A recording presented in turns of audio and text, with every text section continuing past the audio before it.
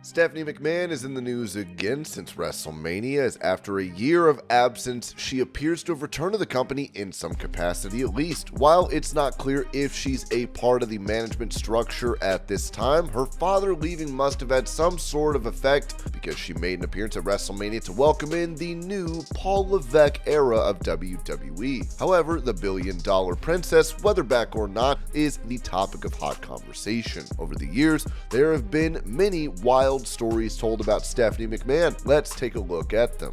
Before we get into the rest of the video, don't forget to press that like button and make sure you subscribe to Wrestling Rambles with notifications on.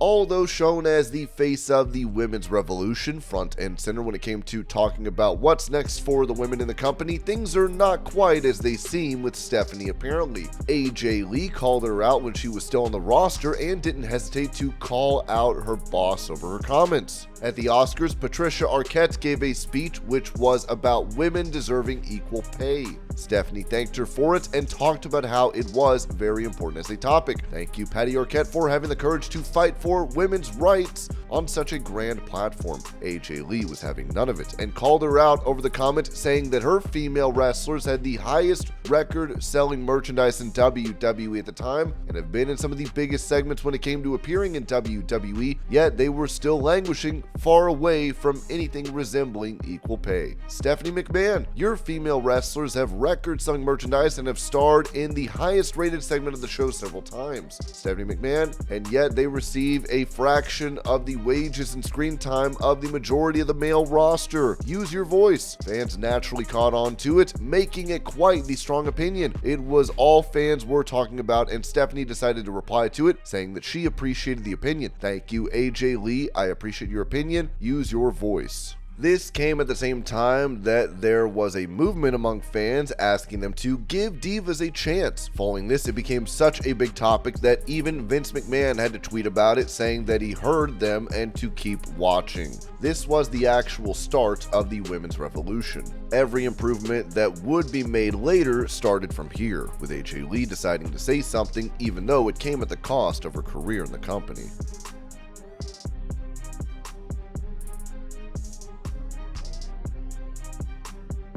There was a time after Stephanie's marriage to Triple H that she was pregnant in real life. Vince McMahon is known for being unstable and having insane ideas that would see any other human horrified. In 2006, during her pregnancy, Vince wanted Stephanie to be involved in a storyline. It would be about who's the actual father of Stephanie's baby. The plan itself was not bad, but then Vince decided that the answer should be that he was the real father, making for a shocking moment on TV. Stephanie point blank refused with the support of the rest of the family, saying that her real baby was not going to be portrayed in such a crazy angle. He then decided that if it was not him, he would be okay with her brother Shane McMahon being the answer. Naturally, she shot that down as well. The fact that she could stand up to her father shows a strength of character given Vince's way of getting whatever he wanted.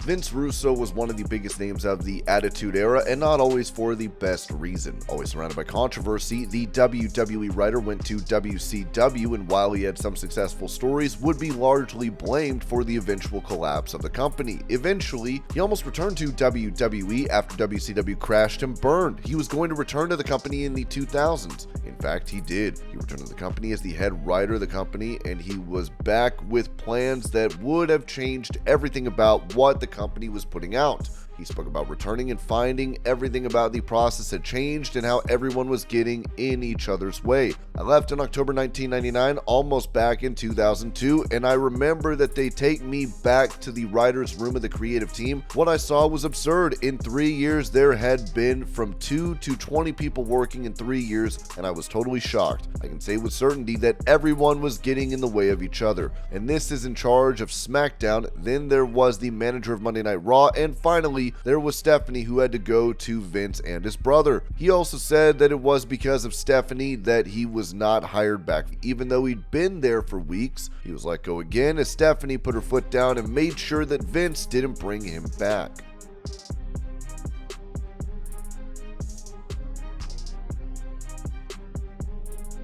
There were storylines in place in WWE that would have seen quite a few different angles with Stephanie. Some of the angles were that she would be in relationships with Chris Jericho and Kurt Angle. At this time, Triple H and she were in a real-life relationship. WWE wanted her to side with Kurt Angle in a love triangle storyline against Triple H. This would be a long story where she would continue dating Angle after this. However, that didn't end up happening as Triple H felt that it was not realistic and that she'd always pick him over Angle. She was also Triple H's manager when the storyline dictated that she manage Chris Jericho, but once again, Triple H put a stop to it as neither of them felt comfortable with the short-term romance angle they'd have to be a part of with Jericho to tell the story.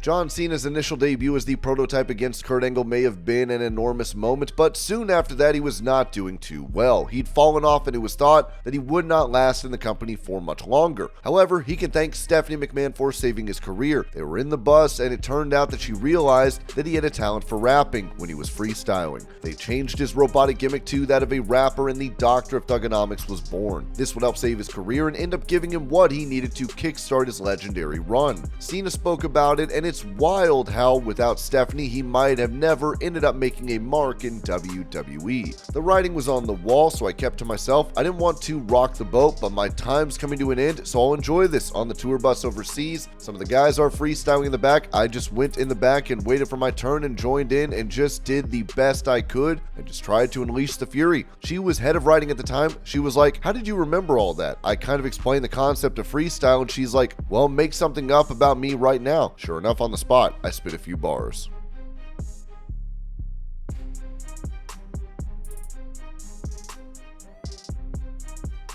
While Triple H and Stephanie got married at a drive-thru in kayfabe, in reality, their real marriage faced a few issues. Triple H shared how Michael Hayes had a little too much to drink and he ended up taking over and going too far. Linda McMahon had to step in. Thankfully, Triple H found the matter hilarious, as did Stephanie. Hayes apologized to him for it as well, though he could not remember what he'd done. There's a moment for me when Steph and I got married and Michael Hayes sang at my wedding, Triple H shared. First song was Jailhouse Rock, was amazing. He wanted to go into some second song in a drunken stupor and Linda went by and stole the microphone out of his hand, and when I returned from my honeymoon he had left a message on my answering machine saying, "Trip, I'm sorry, I ruined your wedding and apparently I screwed up and ruined your wedding."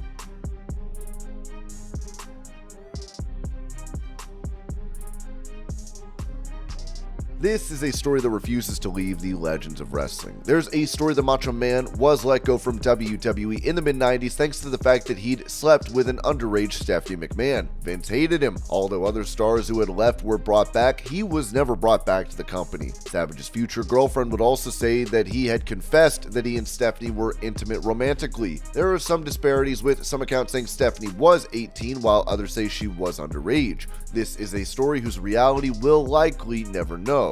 It took a long time before he was inducted.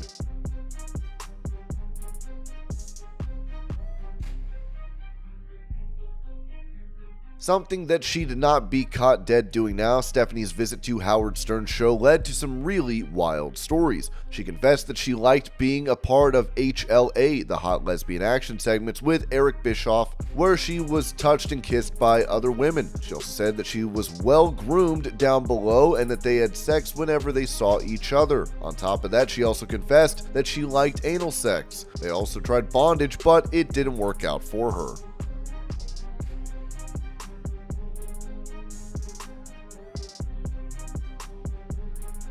Vince McMahon is no longer a part of WWE thanks to the allegations that came against him from the Janelle Grant lawsuit. Another person who was abused while part of WWE is Ashley Massaro. She took her own life, but her friend has spoken up about what happened when she told Vince McMahon about what had happened to her. WWE got Ashley home after the assault that took place by a member of the military on the base that they had gone to, but according to her friend, that was not the priority. On top of that, she accused Stephanie of knowing of the assault but doing nothing to support her. She spoke spoke with Vince McMahon many times. Vince had his daughter Stephanie take his place because she was a female, a woman, and to make Ashley comfortable. And they just played with her. They played with her because everything that Stephanie said made her feel comfortable, safe. As soon as they walked into this boardroom meeting, Ashley was on her own completely, and she was threatened, and there was no compassion, there was no sympathy, there was nothing. Apparently, Stephanie didn't offer her the comfort that she was supposed to. This is not the impression that Stephanie wants to give fans. It remains to be seen if Stephanie ever answers the allegations.